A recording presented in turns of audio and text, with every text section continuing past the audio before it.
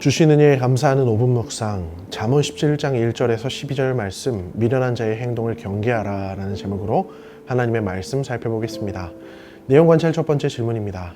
솔로몬은 마른 떡 한 조각만으로 화목하는 것이 무엇보다 낫다고 말합니까? 1절 말씀은 마른 떡 한 조각만 가지고도 화목한 것이 제육이 집에 가득하고도 다투는 것보다 낫다라고 가르칩니다. 여기서 제육이란 풍성한 제사 음식을 말합니다.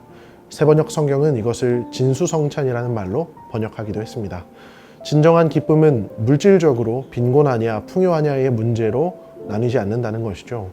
오히려 관계의 문제, 즉 화평함과 불화 사이에서 결정된다는 것입니다. 어리석은 사람은 행복하기 위해 물질적인 풍요만을 쫓을 것입니다. 물질적으로 풍성하면 의뢰 행복해질 것이라고 생각합니다.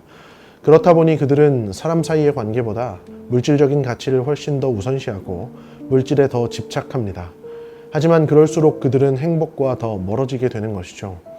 하지만 지혜로운 사람은 자신의 기쁨을 물질에서 찾는 것이 아니라 가족들 사이와 또 자신이 속한 공동체 안에서 사람과 사람 사이의 화평에서 찾기를 원합니다.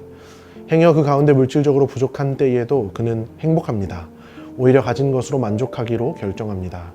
그것은 진정한 행복의 문제가 아님을 잘 알고 있기 때문입니다. 하나님께서는 사람과 사람 사이에 누리는 화평과 평화를 통해 기쁨을 누리게 하셨습니다. 이것을 아는 것이 지혜로운 사람입니다. 그리고 우리 교회가 행복한 교회가 되기 위해서는 이와 같은 진정한 기쁨을 구할 줄 알아야 할 것입니다. 오늘 말씀을 듣는 우리들을 통하여 성문교회 안에도 이와 같은 진정한 기쁨이 가득해지기를 원합니다. 두 번째 질문입니다. 솔로몬은 미련한 자의 특징에 대해 어떻게 설명합니까? 잠언은 계속해서 지혜로운 자와 어리석은 자의 특징을 비교합니다. 오늘 말씀도 미련한 자들의 모습이 매우 다양하게 나타납니다. 미련한 자들은 사악한 입술이 하는 말을 듣고 악한 혀가 하는 말을 듣는다는 것이죠. 또 가난한 자를 조롱하며 사람의 재앙을 기뻐합니다. 과한 말과 거짓말을 하며 다른 사람의 허물을 계속해서 들추어내고 계속해서 윗사람을 반역할 생각만 한다는 것입니다. 모두 사람과 사람 사이에 일어나는 일들과 관련된 것들입니다. 남에 대해 말하기를 즐겨합니다. 또 누군가 그런 대외비에 관련한 말을 할 때 귀가 솔깃합니다. 또 남의 허물을 계속해서 들춰내려고 합니다. 권위에 순종하는 것이 아니라 자신만을 앞세웁니다. 이것이 미련한 자들의 특징이라는 것이죠. 이런 사람들은 공동체를 무너뜨립니다. 사랑의 법이 아니라 자신의 법을 앞세웁니다. 우리가 성경이 말하는 지혜로운 사람이 되기 위해서는 우리의 말과 행동이 덕이 되어야 합니다. 다른 사람을 높이 세워줘야 합니다. 권위 아래에 있다 보면 혹여나 부당한 일을 겪을 때가 있다 하더라도 지혜롭게 처신해야 합니다. 그러나 이런 사람들은 반드시 행복해집니다. 이들은 성경이 가르치는 행복의 비결을 그대로 따르는 사람들이기 때문입니다. 연구와 묵상입니다.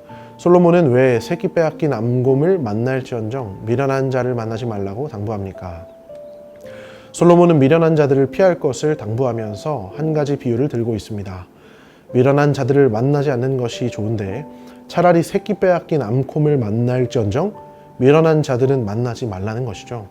성경은 왜 이런 미련한 자들을 멀리하라고 가르칠까요? 놀랍게도 미련함은 전염성이 있기 때문입니다. 코로나 환자와 같은 공간에 있으면 코로나에 걸리죠. 코로나는 사람에서 사람으로 전염되는 질병이기 때문인데요. 그런데 미련함도 전염이 됩니다. 미련한 사람과 같이 있으면 그 미련함은 꼭 나에게도 영향을 끼칩니다. 우리는 누군가 미련하고 악한 행동을 하면 꼭 나쁜 것부터 먼저 배우는 성향이 있기 때문입니다. 그러므로 성경은 미련한 자들 근처에도 가지 말고 그들을 멀리하라고 가르치는 것이죠. 우리는 어떤 사람입니까? 미련한 자들입니까? 지혜로운 자들입니까? 우리가 말씀 앞에서 말씀을 따르는 자들, 지혜로운 자들이 되기를 원합니다. 그리고 교회 안의 지체들을 보며 좋은 점들만 보고 배우기를 원합니다. 그래서 우리 성문교회 안에는 지혜로운 자들, 화목하게 하는 자들이 가득한 공동체가 되기를 원합니다. 느낀 점입니다. 미련한 자의 어리석고 허탄한 모습이 사람의 영혼을 파괴하는 것을 보면서 무엇을 느낍니까? 미련한 사람은 하나님의 말씀을 거스르는 사람들입니다. 하나님의 말씀을 듣고도 순종하지 않는 사람들입니다. 미련한 사람은 자기 자신을 망가뜨릴 뿐 아니라 다른 사람들까지 망가뜨리는 사람입니다. 미련한 사람은 하나님의 말씀대로 살지 않기에 곧 불행해지며 다른 사람들에게도 끝끝내 버림을 받는 비참한 사람입니다. 말씀의 교훈을 받는 것은 이처럼 중요한 일입니다. 하나님의 말씀은 우리의 영혼을 소생시키고 다른 사람들까지도 살리고 세우는 말씀입니다. 우리는 이 말씀을 모를 때보다 알 때에 더 행복해지며 말씀을 알기만 할 때보다 따르고 실천할 때 더 행복해지는 영적인 비밀을 가지고 있습니다. 그러므로 우리는 이 말씀을 삶에서 두고두고 기억하며 간직하고 소중히 여기며 따르기 위해 힘써야 합니다. 우리가 말씀을 실천하기에 힘쓰기를 원합니다. 어떤 말을 할 때에 하나님의 말씀을 대언하는 듯이 말하기를 원합니다. 또 어떤 행동을 하든지 말씀이 근거가 되기를 원합니다. 말과 행실이 하나님 아버지를 닮은 하나님의 거룩한 자녀들이 되기를 소망합니다. 결단과 적용입니다. 내 삶의 영역 중 미련한 자와 같이 어리석고 허탄한 모습이 있다면 무엇입니까? 미련한 행동을 버리고 지혜자의 모습으로 살기 위해 오늘 무엇을 실천하겠습니까? 사람은 다른 사람의 영향을 받습니다. 자녀는 부모를 따라합니다. 또 마음이 맞는 친구들끼리는 생각과 행동도 서로 닮게 되어 있습니다. 또한 반대로는 우리가 어떤 사람의 말과 행동을 보면 그 사람이 어디 출신인지를 알 수가 있습니다. 출신지가 같은 사람은 같은 말과 행동을 하기 때문이죠. 우리 성문교회가 하나님을 닮은 하나님의 자녀들, 하나님 안에서 하나 된 영가족, 주 안에서 하나 된 친구 사이가 되기를 원합니다. 우리의 말과 행동이 사랑 안에서 서로 닮아 있기를 원합니다. 서로 섬기고 베풀고 양보하는 모습이 가족처럼 친구 사이처럼 닮아 있기를 원합니다. 그래서 어떤 사람을 딱 보면 저 사람 부산 사람이네 하듯이 누군가 우리가 나누는 사랑과 섬김의 모습을 보며 저 사람 성문교회 사람이네 하고 떠올릴 만큼 성문교회가 사랑이 넘치는 교회가 되기를 원합니다.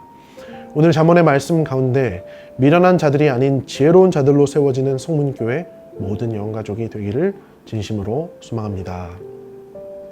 이 시간 다 함께 합심하여 기도하기를 원합니다. 미련한 이 세상의 풍조를 과감히 물리치게 하시고 하나님이 가르치신 지혜로운 삶의 방식을 따르고 추구하게 하소서. 허락된 모든 관계들을 소중히 여기게 하셔서 다른 사람들을 섬기고 높이며 배려하는 자들이 되게 하소서. 성문교회가 사랑으로 하나 된 교회가 되게 하시며 사랑과 섬김의 문화가 닮아 있는 영적인 한 가족이 되게 하소서.